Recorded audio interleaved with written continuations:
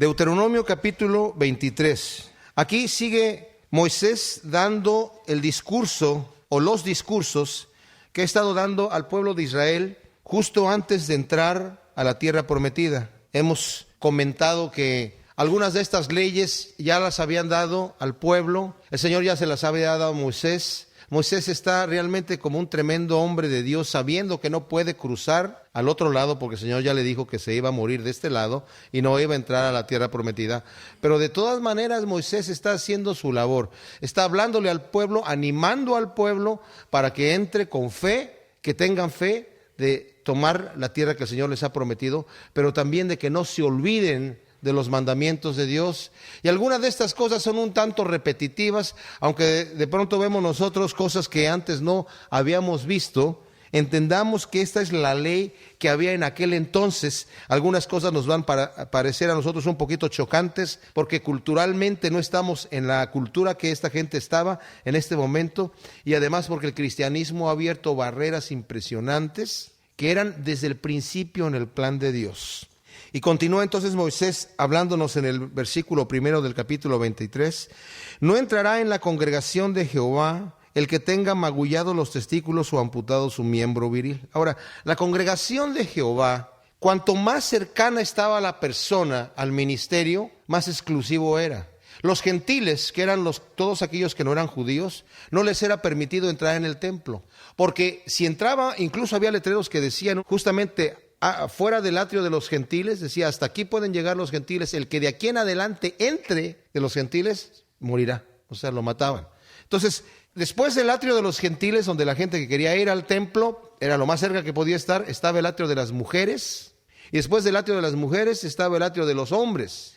Y en el atrio de los hombres también había una exclusividad, no cualquier persona podía entrar, tenía que entrar bajo un ritual de limpieza. Si estaba inmundo porque había tocado a un animal inmundo, o porque había tenido contacto con animales, no podía entrar directamente así. Por eso era que los pastores estaban excluidos del templo, porque estaban constantemente tocando animales. Y tenían que hacer un ritual de purificación. Y luego estaba el lugar santo, que era donde solamente los sacerdotes de los levitas, no cualquier levita entraba, sino de los levitas, solamente los que estaban ordenados como sacerdotes, que eran un número más pequeño, podían entrar por turno al lugar santo, cuando les tocaba su turno, hacer su oficio. Y luego estaba el lugar santísimo, que era la representación de la misma presencia de Dios, en donde solamente el sumo sacerdote entraba una vez al año a ofrecer el sacrificio por sí mismo y por el pueblo. Y este versículo 23, donde nos dice que una persona que tenga estas características no puede entrar, se está refiriendo a una persona que no puede procrear. Por algún accidente que haya tenido, ha dañado sus genitales y no puede entrar. Es lo que está diciendo el versículo 23. No entrará bastardo en la congregación de Jehová, ni hasta la 10ª generación no entrarán en la congregación de Jehová. Este es un versículo muy interesante. O sea, alguna persona que haya nacido ilegítimamente no podrá entrar en la congregación de Jehová. Les digo por qué es interesante este versículo. No sé cuántos de ustedes han escuchado una teoría, que más que teoría se predica ya como si fuese un hecho que pasaba en aquel entonces, que Jesucristo tenía la fama de que había nacido de un nacimiento ilícito. Esa es una mala exégesis, es una mala interpretación, es una mala deducción de lo que dice la Escritura. ¿Por qué? Porque Jesucristo, por ejemplo, eso se saca, voy a poner aquí una marca si ustedes quieren ir conmigo al libro de Juan, en el capítulo 8, el Señor Jesús hablando a los judíos, versículo 31. Dijo entonces Jesús a los judíos que habían creído en Él, y dése cuenta de las características. Estos son los judíos que habían creído. Qué rápido van a cambiar de forma de pensar y de forma de actuar solamente porque les tocan el orgullo. Estos judíos, los que habían creído en Él, les dice el Señor, si vosotros permaneciereis en mi palabra, seréis verdaderamente mis discípulos, y conoceréis la verdad, y la verdad os hará libres. Le respondieron, linaje de Abraham somos, y jamás hemos sido esclavos de nadie. ¿Cómo dices tú, seréis libres? ¿Cómo que no habían sido esclavos de nadie? Fueron esclavos de los egipcios y habían sido esclavos y sometidos bajo muchos de los reyes que estuvieron en la época antes de Jesucristo, cuando ellos se rebelaban contra Dios. Y en ese momento estaban siendo sometidos bajo el imperio romano. Pero el orgullo que ellos tienen, dicen, nunca hemos sido esclavos de nadie. ¿Cómo dices que seréis libres? Obviamente el Señor no se estaba refiriendo a una libertad política o social, sino una libertad espiritual y moral. Jesús le respondió: de cierto os digo que todo aquel que hace pecado, esclavo es del pecado, y el esclavo no queda en la casa para siempre. El Hijo sí queda para siempre. Así que si el Hijo os libertare, seréis verdaderamente libres. Sé que sois descendientes de Abraham, pero procuráis matarme porque mi palabra no haya cabida en vosotros. Yo hablo lo que he visto cerca del Padre, y vosotros hacéis lo que habéis oído acerca de vuestro padre. Respondieron y dijeron: nuestro padre es Abraham. Jesús les dijo: si fueses hijos de Abraham, las obras de Abraham haríais. Pero ahora procuráis matarme a mí, hombre que os he hablado la verdad, la cual he oído de Dios. No hizo esto Abraham. Vosotros hacéis las obras de vuestro padre. Entonces le dijeron: nosotros no somos nacidos de fornicación. Un padre tenemos, que es Dios. Y continúa diciendo el Señor. Jesús entonces les dijo: si vuestro padre fuese Dios, ciertamente me amarías. Y continúa el mensaje del Señor, que no nos vamos a meter allí. El detalle es que de este versículo 41, donde dicen ellos, el Señor les dice: vosotros hacéis las obras de vuestro padre el diablo. Y ellos responden: nosotros no somos nacidos de fornicación. Un padre tenemos, que es Dios. Hay gente que sugiere que con este versículo estaban sugiriendo: tú sí eres nacido de fornicación, nosotros no somos nacidos de fornicación. Pero si hemos leído el contexto, dice nuestro padre es Dios. O sea, no dice: yo tengo mi padre que se llama Josué, y el padre de aquel se llama Simeón, y el padre de aquel se llama Rubén. No, se nos está refiriendo a el Padre, que es Dios. Así que no, fuera de contexto este tipo de interpretación. Otra cosa que destruye esa teoría de que tenía la fama del Señor de que era de nacimiento ilícito, era que dice la Escritura en el 4 capítulo de Lucas, hablando de la descendencia de María, dice: era Jesús, según se creía, dice ahí, de José. Y en Mateo capítulo 13, cuando llega a Nazaret y quiere predicar el Señor y hacer milagros, dice: en un momento, ¿quién es ¿que no es este el hijo del carpintero? Esa era la fama que él tenía. ¿Que no su madre, sus hermanos fulano, sutano, su madre María y sus hermanas están aquí todas con nosotros? O sea, le conocían como el hijo del carpintero. No tenía esta fama. Porque si hubiese habido la más mínima sospecha de que él hubiera sido ilícito de nacimiento, no puede entrar al templo debido a esta ley que acabamos de leer. No puede entrar en la congregación de Jehová ninguno que sea de nacimiento ilícito, bastardo, ni hasta la 10ª generación no entrarán en la congregación de Jehová. Yo, como les he comentado, a veces me meto a internet y hay páginas que se dedican a blasfemar y a burlarse de Dios. Y dicen: estos son mandamientos, pero para gente de pueblos totalmente primitivos. La Biblia está llena de injusticias. Dios es un Dios santo.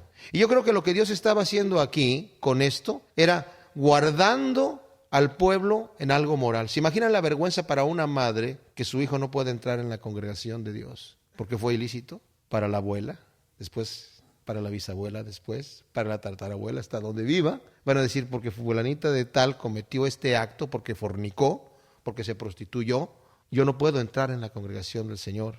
No entrará amonita ni moabita en la congregación de Jehová, ni hasta la 10ª generación de ellos no entrarán en la congregación de Jehová para siempre, por cuanto no os salieron a recibir con pan y agua al camino cuando salisteis de Egipto, y porque alquilaron contra ti a Balaam, hijo de Beor, de Petor, en Mesopotamia, para maldecirte. Mas no quiso Jehová tu Dios oír a Balaam, y Jehová tu Dios te convirtió la maldición en bendición, porque Jehová tu Dios te ama. No procurarás la paz de ellos, ni su bien en todos los días para siempre. Ahora, ¿quiénes eran estos? Los amonitas y los moabitas eran descendientes de Lot. Ustedes saben que Lot, cuando lo sacaron los ángeles de Sodoma y Gomorra, pues primero quisieron ir a una ciudad, y luego cuando vieron que cayó el fuego se espantaron y se fueron a la montaña pensando que Dios iba a destruir a todas las poblaciones del mundo. Y las hijas de Lot pensaron: ya se acabó la población del mundo, solamente queda nuestro padre y nosotras, porque su madre se murió en el camino queriendo regresarse a Sodoma. Y las hijas embriagaron a su padre y cometieron incesto con él. Y las dos quedaron encinta y dieron a luz, una a Moab, la otra a Amón. Y de ahí vienen los moabitas y los amonitas. Y cuando el Señor estaba trayendo al pueblo de Israel desde Egipto a la tierra prometida, les dijo: los territorios de los moabitas y de los amonitas no los toquen, porque yo se los he dado a los descendientes de Lot. Pero esta gente, en vez de agradecer que ellos no hicieron guerra con ellos, se asustaron al verlos. Y el rey de Moab, cuando los vio, mandó a traer a Balaam, que era un adivino que vivía en el norte de Mesopotamia, cerca del río Éufrates, muy lejos. Lo mandó traer. Y sabemos la historia que Balaam al principio le dijo, bueno, déjame ver qué dice Dios. Si me da permiso, me gustaría, porque el rey me está ofreciendo muy buenas cosas. Y de repente el Señor le dice, no vayas. Entonces le dice, no puedo ir. Se regresan los enviados y el rey le dice, dile a Balaam que yo lo voy a hacer millonario, que por dinero no hay problema, pero que me venga a maldecir, porque eso es lo que creían en aquel entonces. Si este hombre, que es un adivino, me maldice a este pueblo, va a ser maldito. Entonces Balaam, cuando le vuelven a dar este tipo de oferta, dice, uy, espérame, déjame ver, a ver si ahora Dios sí me da permiso. Y estaba como, por favor, Señor, por favor. Y era un adivino que no sabemos por qué Dios le hablaba, pero estaba la situación así. Y Dios le dice, ok, ve, pero vas a hablar lo que yo te diga. Y sabemos la historia que se le apareció el ángel de Jehová delante de él cuando iba en su asna, en su burra. Y de repente el asna pues se hacía a un lado y Balaam la quería volver al camino y de repente le repegaba la pierna en la pared porque se le ponía el ángel de Jehová del otro lado y no lo veía Balaam, pero la burra sí. Y de repente llegó en un momento en donde ya no había paso y se echó la burra. Y de ahí Balaam se baja y le empieza a dar de palos. Y la burra le dice, momento, Señor, ¿por qué me pegas? La burra le habla, porque el Señor abre la boca de la burra. ¿Por qué me pegas? Y saben, lo loco es que Balaam le responde. Dice, porque eres una burra necia, ¿verdad? Y le dice, ¿no soy yo tu burra? ¿No me tienes por tanto tiempo? Y Balaam, sí. ¿Acostumbro a ser así, si acaso yo, contigo? No, pues entonces. Y dice que el Señor abrió los ojos de Balaam y ahí estaba el Señor. Balaam le dice, mira, si quieres me regreso. Bueno, no, ve, pero vas a hablar lo que yo te voy a decir. Y va Balaam y al principio está consultando a ver que si se le aparece el Señor y el Señor se le aparece. Pero la intención de Balaam es ir a maldecir al pueblo. Por eso se le apareció al Señor al principio. Yo quiero el billete, yo quiero el dinero. Entonces llega y el Señor le dice y pone en su boca la bendición y bendice al pueblo. Y el rey le dice, te dije que lo traje para maldecirlo. A ver, desde otro punto donde lo veas, desde otro ángulo, a ver de aquí maldícemelo. Y vuelve él a hacer sus aujuros que hacía y de repente el Señor le viene con su palabra y vuelve a bendecir al pueblo. Le dice, te dije que lo maldigas, no que lo bendigas. Y lo lleva a otro lugar. Y dice la Biblia que ya viendo Balaam que a Dios le parecía bien que él bendijese al pueblo, directamente lo bendijo. Y el rey le dijo, ya, listo. Dios te privó de hacerte rico. Vete de aquí. Pero de acuerdo a lo que ya estudiamos, dice, Balaam le dice al rey, mira, yo no puedo hacer más que lo que Dios me dijere. ¿No te dije yo eso? Pero si realmente quieres maldecirlos, no es a través de mi boca, de mi maldición, porque yo no puedo. Dios me dijo que me va a matar si yo hago eso. Lo que puedes hacer es hacer que las mujeres tuyas se metan con ellos y los hagan pecar adorando a otros dioses. Y entonces Dios se va a enojar con ellos y Dios mismo se va a encargar de ellos. Y eso es lo que el rey hizo. Mandó a sus mujeres por consejo de Balaam y sedujeron a los hombres y cayeron en adoraciones de demonios y todo esto. Y el Señor destruyó a una gran parte de ellos. Bueno, no le duró mucho el gusto a Balaam porque obviamente se hizo rico y ya se vino de Petor, que estaba en Mesopotamia, a vivir a Madián, que estaba al sur de Moab, más al sur de Edom todavía. Y cuando hubo una guerra de los israelitas, en ese mismo año, ni siquiera le duró un año el gozo, lo mataron a muchos de los madianitas y ahí mataron también a Balaam. Por eso dice el Señor, yo no quise escuchar la maldición de este hombre y lo torné en bendición. Qué especial, dice, porque te ama tu Dios, le dijo Moisés. Por eso el Señor hizo eso, porque te ama. Entonces dice, no procurarás su paz para siempre. No aborrecerás al edomita. Los edomitas eran los hijos de Edom, de Esaú, hermano de Jacob. Porque es tu hermano. No aborrecerás al egipcio, porque forastero fuiste en su tierra. Los hijos que nacieren de ellos en la tercera generación pueden entrar en la congregación de Jehová. Luego hay leyes sanitarias que dice que cuando salieres a campaña contra tus enemigos, te guardarás de toda cosa mala. Si hubiera en medio de ti alguno que no fuere limpio por razón de alguna impureza acontecida de noche, saldrá fuera del campamento y no entrará en él. Esto de la impureza acontecida de noche se refiere posiblemente a una eyaculación precoz de alguno de los soldados, tenía que mantenerse limpio. Dice, pero al caer la noche se lavará con agua y cuando se hubiere puesto el sol podrá entrar en el campamento. Tendrás un lugar afuera del campamento a donde salgas. Tendrás también entre tus armas una estaca. Y cuando estuvieres allá afuera, cavarás con ella y luego al volverte cubrirás tu excremento. O sea, se entiende que a donde salgas a hacer tus necesidades.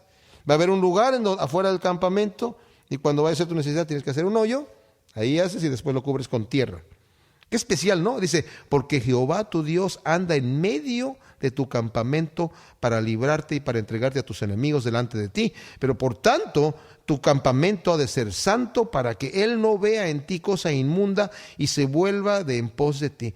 Y dice aquí leyes sanitarias porque las leyes que Dios está poniendo al pueblo no son leyes arbitrarias. Dice uno, oye, pues qué loco, ¿no? ¿Y por qué nada más nos deja que haga ahí su necesidad y se regrese? Porque son leyes sanitarias. Para que no tengan infecciones, para que no tengan otras enfermedades que pueden venir por esto. Y ya vimos anteriormente que dentro de las leyes sanitarias que da el Señor hay mucho tipo de lavamientos y muchas comidas prohibidas, porque al Señor le interesa que estemos sanos. El Señor le interesa nuestra salud y ha provisto lo suficiente para ello. No entregarás a su Señor el siervo que huyere de ti, de su amo. Morará contigo en medio de ti en el lugar que escogiere en alguna de tus ciudades donde bien tuviere, no le oprimirás. Fíjense, los romanos no eran así. Los romanos, si se escapaba un esclavo y sabían que se había escapado, lo tomaban y le ponían una F en la frente de fugitivo. De manera que si después lo encontraba su amo en la calle, lo podía matar instantáneamente. Y acá dice, no, si alguien huyó, quiere decir que su amo no lo está tratando bien, porque si no se hubiera quedado en la casa. Quiere decir que su amo está abusando de él, obviamente. Entonces, si huye y viene a ti, no lo entregues y no lo oprimas y no abuses de él. Recíbelo donde quiera morar, déjalo que se quede y que muere donde sea. Dale, recíbelo y hospédalo. O sea, no tanto hay que darle todo tipo de hospedaje, pero tampoco hay que oprimirlo, es lo que está diciendo aquí. No haya ramera de entre las hijas de Israel, ni sodomita de entre los hijos de Israel. Anteriormente ya había prohibido el Señor la prostitución, pero aquí se está refiriendo exclusivamente también a la prostitución religiosa. Las religiones de los pueblos a donde ellos iban a entrar a poseer la tierra prometida tenían rituales sexuales, donde había hombres y mujeres que se prostituían para sus rituales sexuales. Y dice aquí, eso no lo vas a hacer tú, te queda totalmente prohibido. De alguna manera veneraban la reproducción y también, me imagino que el placer sexual, pero el Señor lo deja prohibido. No traerás la paga de una ramera ni el precio de un perro en la casa de Jehová tu Dios por ningún voto, porque abominación es a Jehová tu Dios tanto lo uno como el otro. Ahora entendemos, el precio de una ramera el Señor no lo va a recibir, pero el precio de un perro no quiere decir que si yo tengo un pastor alemán y lo vendía, no podía traer ese dinero a la casa del Señor. El perro era el despectivo para justamente los sodomitas. O sea, aunque ellos hayan ganado dinero porque se les pagaba, aunque eran de templos paganos, eso no lo puedes traer tú para entregárselo a Dios porque es precio de pecado. Podemos entender que tampoco el Señor aceptará una ofrenda de algo robado, ¿verdad? Porque es una ofrenda de algo que es pecado, que es injusto. No exigirás de tu hermano interés de dinero, ni interés de comestibles, ni de cosa alguna que se suele exigir interés. Del extraño puedes exigir interés, mas de tu hermano no lo exigirás, para que te bendiga Jehová tu Dios en toda obra de tus manos en la tierra a donde vayas para tomar posesión de ella. Ahora, esto es un poquito delicado porque ya no se practica en nuestra época. Esto podríamos, si lo quisiéramos aplicar a nuestra época, es de tu hermano en la fe no le pidas interés si te pide prestado. Pero sabemos que hay instituciones y yo conozco gente que se presta dinero, incluso ministerios de uno al otro, y sí se cobran interés. Pero ya nosotros no estamos bajo esta ley.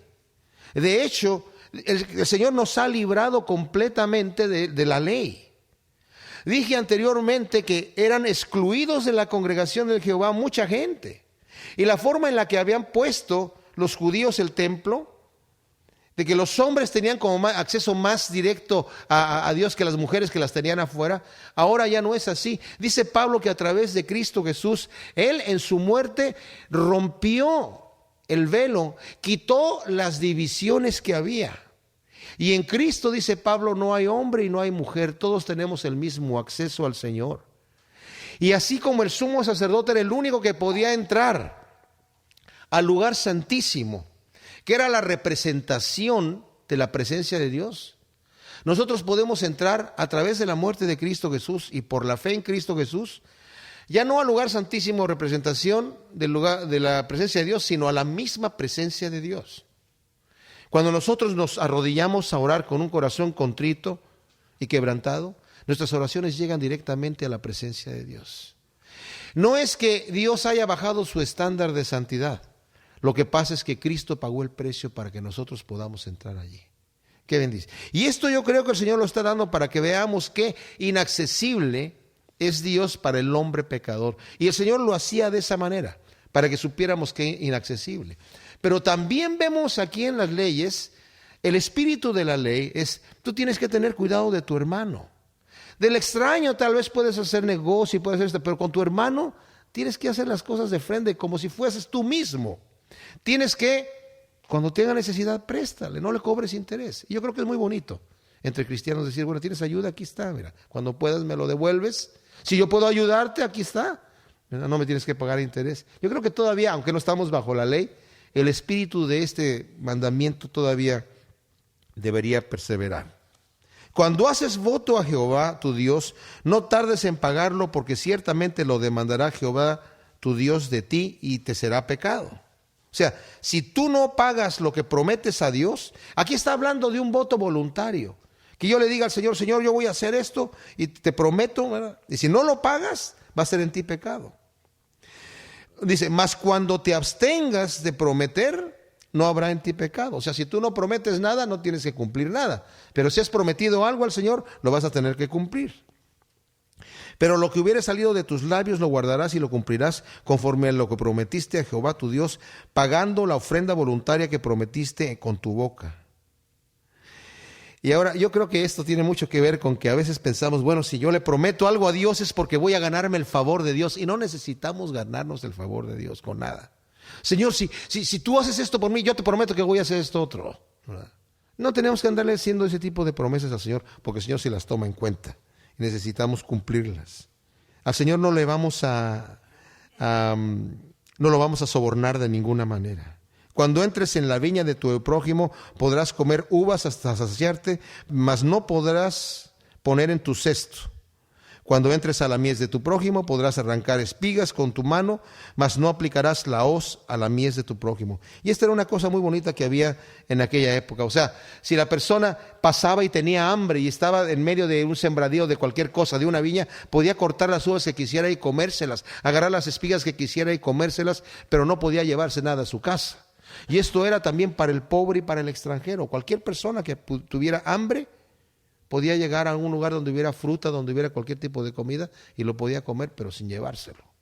Se podían llevar después cuando entraban a recoger y a vendimiar y sacaba la persona, más adelante creo que lo va a decir también, y cosechaba, dice, ya no puedes regresar por lo que dejaste tirado. Es para el pobre y para el extranjero. Si algo se te cayó en el camino, déjalo ahí. Porque ya el pobre y el extranjero ya venían detrás, recogiendo lo que se les quedaba atrás. El capítulo 24 de Deuteronomio, sigue hablando Moisés su discurso y dice, cuando alguno tomare mujer y se casare con ella, y si no le agradare por haber hallado en ella alguna cosa indecente, le escribirá carta de divorcio y se la entregará en su mano y la despedirá de su casa. Y salida de su casa podrá ir y casarse con otro hombre. Pero si la aborreciere este último y le escribiere carta de divorcio y se la entregara en su mano y la despidiere de su casa, o si hubiere muerto el postrer hombre que la tomó por mujer, no podrá su primer marido que la despidió volverla a tomar para que sea su mujer después que fue envilecida, porque es abominación delante de Jehová, y no has de pervertir la tierra que Jehová tu Dios te da por heredad. Este versículo primero del capítulo 24 fue mencionado una vez cuando a Jesucristo le llegaron con la pregunta, y le preguntaron lo siguiente: ¿es lícito al hombre despedir a su mujer por cualquier causa? Y el Señor les dijo, no, no es lícito, solamente por causa de fornicación. Y dijo él, entonces, ¿por qué Moisés nos dio permiso de despedir a nuestras mujeres, de repudiarlas por cualquier causa. Dice, por la dureza de vuestro corazón, mas al principio no fue así. Y lo que sucedía en la época de Jesucristo es que para esa época había dos escuelas de interpretación de este texto. Estaba de un rabino, Jalel, que decía que justamente lo que el Señor contestó. Solamente por alguna impureza, porque la mujer no fue virgen o porque la mujer cometió adulterio, por ese motivo se puede divorciar el hombre por haber encontrado una cosa impura en esa área del matrimonio. Pero había otro, Semí, que era más popular, porque él decía, no, si el hombre encuentra cualquier cosa que le desagrade de su mujer, puede considerarla impura y por eso la puede despedir. Porque la mujer no se viste como a él le agrada, porque la mujer no cocina como a él le agrada, porque le puso mucha sal en la sopa, porque se le olvidó planchar la manga de la camisa. Y algunos interpretaban, porque encontró a otra que le gustó más y dijo, ahora tú comparado con aquella eres impura. Y te divorcio, te divorcio. Lo único que tenía que hacer es decirle, te divorcio, te divorcio, te divorcio 3 veces y entregarle una carta de divorcio y la mujer para afuera. En la que se salía era ella. Ahora, obviamente el Señor no está de acuerdo con esto, pero esto es para defender a la mujer, fíjense ustedes. Entendemos la cultura, por eso dice el Señor, Moisés les permitió esto por la dureza de vuestro corazón. Vimos en el estudio anterior que el Señor les había permitido la bigamia por un tiempo. Y David tuvo varias mujeres, el hombre que era conforme al corazón de Dios. Salomón tuvo demasiadas mujeres. Ese se le pasó la mano. El Señor incluso había prohibido, tuvo 1000 mujeres. 1000 mujeres. A todas las conocía por nombre, no es cierto. No creo. Nunca tanta sabiduría. Tenía que traer su tag aquí. Yo soy fulanita de tal. Como mi abuelo que cada vez que me veía decía, ¿tú cómo te llamas tú? Cada día. ¿De quién eres hijo? Me decía. Ay, pero eso es otra cosa. Cuando lo llegaron al Señor con esta pregunta, entonces el Señor dice, no es por eso. La mujer podía salir con esta carta de divorcio no humillada, no avergonzada. Mi marido me echó de la casa y ahora soy un cero a la izquierda dentro de la sociedad, porque en aquel entonces la mujer era considerada un cero a la izquierda, realmente. No comía con el marido en la mesa, comía con los esclavos. Entonces el Señor, vemos que el Evangelio realmente ha levantado a la mujer al nivel que debe de tener.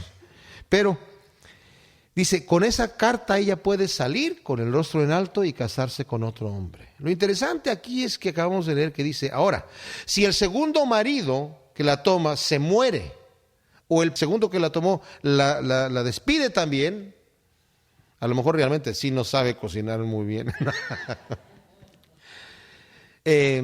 Si la despide el segundo marido, dice, no va a poder regresar con el primero. Podríamos pensar, pero ¿por qué no? Sobre todo si se muere el segundo marido, ¿por qué no regresa con el primero? ¿No sería lo más lógico? Tal vez el primero va a decir, oye, pues no estaba tan mal esta mujer, ¿verdad? Nadie sabe lo que tiene hasta que se le va. No encuentro otra como ella y de repente, ojalá regrese. Pero el Señor está diciendo aquí, ¿saben lo interesante? Dice, no porque ya ella conoció a otro hombre y el hecho de que ella ya se haya metido con otro hombre y llegue con su primer marido, eso es lo que es abominación, porque literalmente dice, no porque ya fue amancillada por otro hombre. No puede regresar por su primer marido. Tal vez puede ir a casarse con otro tercero, pero no va a poder regresar con su marido. Y también para que el marido tome en serio el matrimonio. No para que dice, ¿la vas a echar fuera? Bueno, nunca más la vas a poder tener. Si la vas a echar fuera, ella se puede poder ir con su carta de divorcio, pero en cuanto tenga contacto con otro hombre, ya no la vas a poder recuperar. Porque hay gente que rapidito se divorcian y se vuelven a casar, y se divorcian y se vuelven a casar. Y también había la costumbre pagana en Egipto del intercambio de parejas y esas cosas que esta gente todavía tenía la influencia en su mente de aquello, y el Señor les dice, aquí no va a pasar eso, aquí el matrimonio es en serio. Y por eso el Señor les dice, por la dureza de vuestro corazón les permitió Moisés hacer esto, pero en el principio no fue así. Y yo les digo, dice el Señor, que aquel que divorcia a su mujer, a no ser por causa de fornicación, y se casa con otra, él adultera. Y si la mujer sale y se casa con otro, porque no haya sido por causa de fornicación, hace que ella adultere. Más adelante, Pablo, en el capítulo 7 de Primera de Corintios, pone otro motivo por el cual puede haber una separación, y es cuando hay un verdadero infierno en la casa. Cuando en la casa es un infierno que no se puede tolerar, el Señor no te va a obligar a decir, pues ni modo, aguanta y ahí te quedas. Cuando el marido es un abusivo. Yo me acuerdo que tenía un programa de radio una vez y una mujer me habló y me dijo, bueno, mi marido cuando llego a la casa dice que me va a castigar. Le digo, ¿y qué hace? Pues me quita la blusa y me quema la espalda con un cigarrillo. ¿Qué hago? Ay, Dios mío, pues no deje a ese monstruo. ¿Cómo? ¿Por qué? ¿Por qué tiene que tolerar una cosa así? Dios no le va a exigir que usted tolere una cosa así. Entonces, yo creo que también hay que usar un criterio y la lógica para entender lo que Dios también nos está tratando de decir.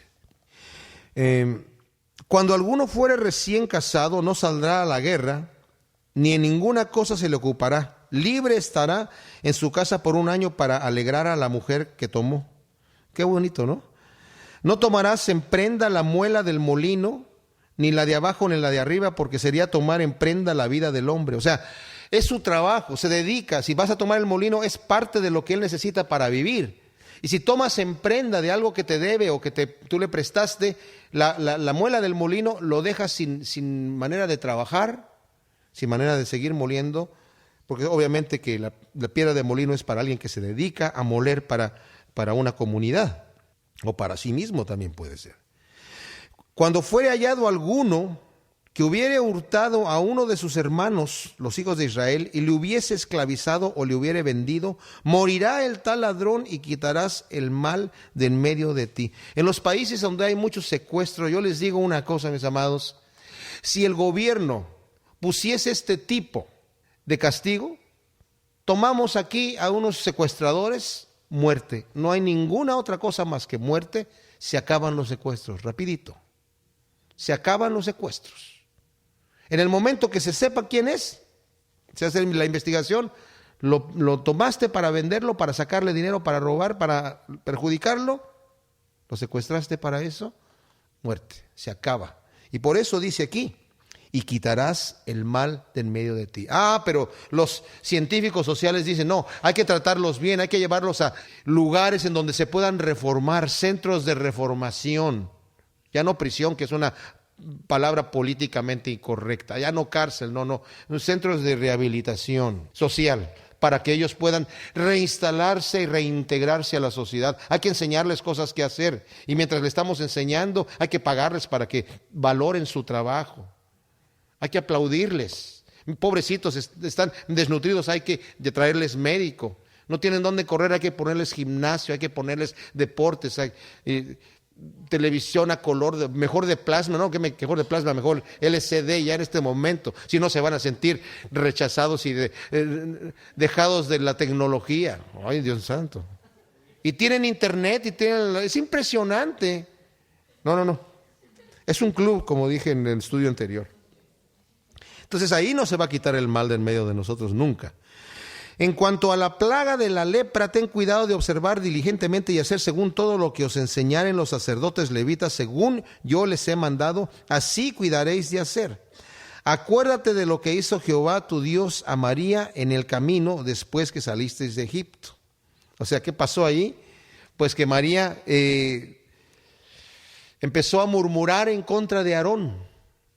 María o Miriam, como dice otras traducciones, que es el mismo nombre realmente, empezó a murmurar. Era la hermana mayor y empezó a hablarle a Aarón también, que era el hermano mayor. Y según entendemos el asunto, Miriam o María fue la que empezó el asunto, la murmuración. Y la murmuración era, ¿y por qué de repente se levanta Moisés? ¿Que nosotros también no somos también escogidos de Dios? ¿Y no somos también de la misma tribu de Leví? ¿Por qué de repente él, que es el hermano menor, se levanta como mayor y como jefe de nosotros?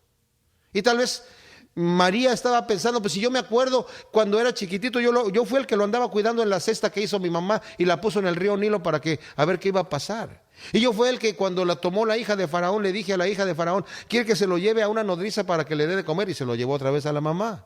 Yo lo cuidé, me debe la vida. ¿Y por qué se levanta aquí como mi jefe? Y el Señor llamó a María, a Aarón y a Moisés. Y les dijo, yo he escogido a mi siervo Moisés, ¿por qué ustedes se han levantado en contra de él, del quien yo he escogido? Ahora, por lo tanto, le dijo a María, tú vas a tener lepra. Y quedó leprosa. Y tuvo que estar fuera del campamento una semana. Fue una cosa especial porque fue una vergüenza para ella. Pero es interesante también que el Señor Jesucristo a cada leproso que sanó, le dijo, ve y preséntate al sacerdote, y es el ritual que tienes que hacer para la curación de la lepra. La lepra, mis amados, era incurable. Hoy ya se tiene curación la lepra, pero en aquel entonces, y esto es recientemente, pero en aquel entonces no había curación para la lepra. Y el Señor había puesto aquí un ritual que había que hacerse para la curación de la lepra, pensando también solamente en la forma milagrosa en la que el Señor iba a hacer estas curaciones de lepra, ¿no? O sea, está dejando ahí lugar para el trabajo que el Señor iba a hacer. Cuando entregares a tu prójimo alguna cosa prestada, no entrarás en su casa para tomarle prenda, te quedarás afuera, y el hombre a quien prestaste te sacará la prenda. O sea, no vayas tú a entrar a la casa y decir, me quedo con esto que es tuyo, hasta que me regreses lo que yo te presté. Deja que él saque lo que él quiera sacar. No invada su territorio, no te sientas dueño de su casa simplemente porque te debe algo. Él te va a sacar lo que te va a dar de prenda. Ahora, si el hombre fuere pobre, no te acostarás reteniendo aún su prenda. Sin falta le devolverás la prenda cuando el sol se ponga, para que pueda dormir en su ropa y te bendiga. Y te será justicia delante de Jehová tu Dios.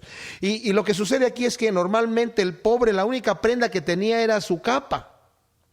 Y su capa era para la que traía para cubrirse del frío, y también era la ropa de cama. Y es lo único que tiene, por cuanto es pobre, y se la tomaste de prenda, se la vas a tener que entregar en la tarde, para que él pueda dormirse. Porque si está pasando frío y clama a mí, dice el Señor, yo lo voy a escuchar. O sea, para que te vaya bien, haz lo que es justo.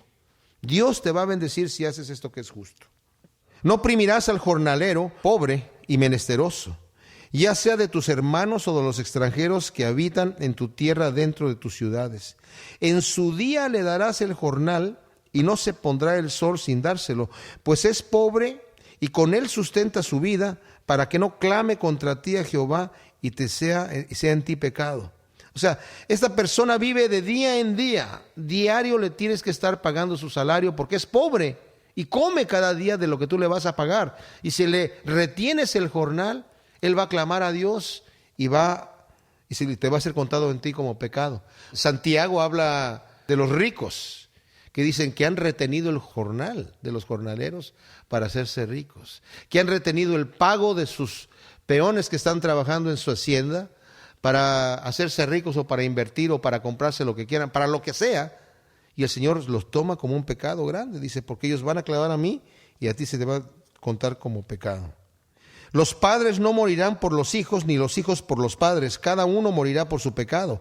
No torcerás el derecho del extranjero, ni del huérfano, ni tomarás en prenda la ropa de la viuda, sino que te acordarás que fuiste siervo en Egipto y que de ahí te rescató Jehová tu Dios. Por tanto, yo te mando que hagas esto. Ahora, cuando dice, los padres no morirán por los hijos, ni los hijos por los padres, cada uno morirá por su pecado. En aquel entonces estaba también la costumbre en muchos de estos pueblos de que si una persona hacía un mal, al tipo mafia, mataban a toda la familia. Y aquí dice, no, aquí no va a ser así. Aquí cada persona va a ser culpable por su pecado. Y no se le va a tomar en culpa, tú eres el hijo de fulano de tal que hizo tal daño. No, no, no.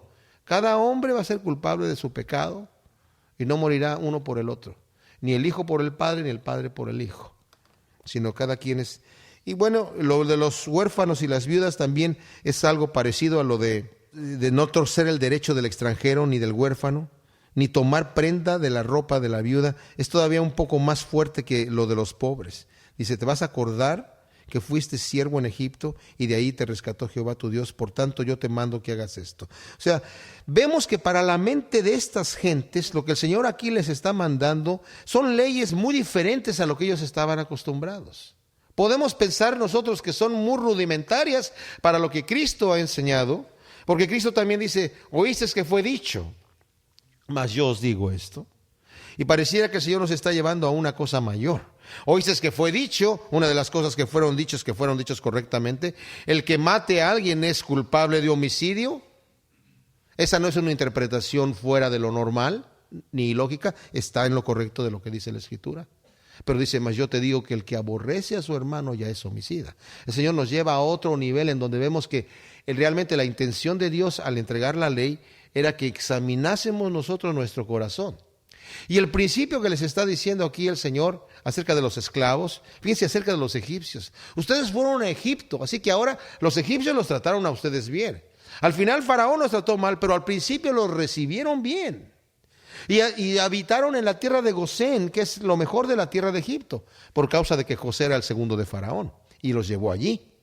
Y vivieron allí, ahí donde se multiplicaron, y de ahí donde nació la nación de Israel. De 70 personas llegaron a ser cerca de 3 millones, que después salieron hacia la tierra prometida. Y dice, pero estuvieron en un lugar ahí, en el vientre materno fue Egipto para ustedes.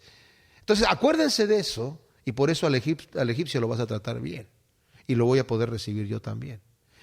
Y también dice aquí, acuérdate que fuiste esclavo, entonces a los esclavos también los vas a tratar bien. Y al final vemos que ya en el Evangelio, el mismo Pablo dice, si eres esclavo y puedes libertarte, pues hazlo. Haz lo que puedas hacer para liberarte. Si no puedes, no te quejes. Ahora, en aquel entonces este mensaje, en la época de Cristo, el mensaje de Pablo era radical completamente. Como lo era esta ley para estas gentes. Era como, wow, ¿de veras? ¿Tengo que ayudar a la viuda y al huérfano? No era algo a lo que estaban acostumbrados. Eran gente dura, burda, que tenían costumbres paganas porque así habían venido. Y aquí Moisés les está enseñando poco a poco. No había Biblias, la gente no tenía Biblias. La ley fue dada a Moisés, Moisés la escribió en un libro y tal vez hicieron algunas pocas copias. Yo no sé si ni siquiera hicieron copias o no. Entonces todo era por palabra, y Moisés tiene que estar repitiendo estas cosas a la gente para que la gente las escuche. Y el Señor también había dado ordenanzas que la ley se les diera a la gente en palabras, que aprendieran lo que la Escritura está diciendo, para que conozcan estos mandamientos. Entonces, ciertamente aquí hay una intención de parte de Dios de que haya un cambio de corazón en la vida de las personas. Y luego dice, cuando ciegues tu mies en tu campo y olvides alguna gavilla en el campo, no volverás para recogerla. Será para el extranjero y para el huérfano y para la viuda, para que te bendiga Jehová tu Dios en toda obra de tus manos. Cuando sacudas tus olivos, no recogerás las ramas que hayas dejado tras de ti, serán para el extranjero, para el huérfano y para la viuda. Cuando vendimies tu viña, no rebuscarás tras de ti, será para el extranjero, para el huérfano y para la viuda. Y acuérdate que fuiste siervo en la tierra de Egipto, por tanto, yo te mando que hagas esto. Nuevamente el Señor está hablando de esto. O sea, estás recogiendo tú el fruto de tu cosecha. Y acabas de cegar todo el trigo y lo acabas de poner en manojos y recogiste el manojo y de repente te das cuenta, ay, se me quedaron 3. Ahí los dejas. Porque son para el extranjero y para los pobres, que ya andan ahí atrás, llevándoselos. O sea, ya estaban allí esperando a ver qué se quedó. Mira, se le cayó esto. Si se le caía algo, ni modo. Lo tenía que dejar para el pobre. No podía regresar. Tal vez había vendimiado ya su vid, pero no todas las uvas estaban maduras. Las que quedaron allí verdes, ya no las puede regresar por segunda vez a vendimiarlas, las tiene que dejar allí. Y el pobre y el extranjero estaban esperando el momento en que se maduraran para recogerlas. Ustedes cuando lleguemos a ese libro, se van a dar cuenta, cuando Ruth llega con su suegra a la tierra de Israel, y Boaz, que va a ser la persona con que eventualmente después se casa, y sabe quién es ella, intencionalmente le dice a sus siervos, dejen caer de la cosecha y no la avergüencen volteando para atrás, ay, se nos cayó, y que estás recogiendo. Dejen caer a propósito mucha de la cosecha y dejen que ella recoja y se lo lleve.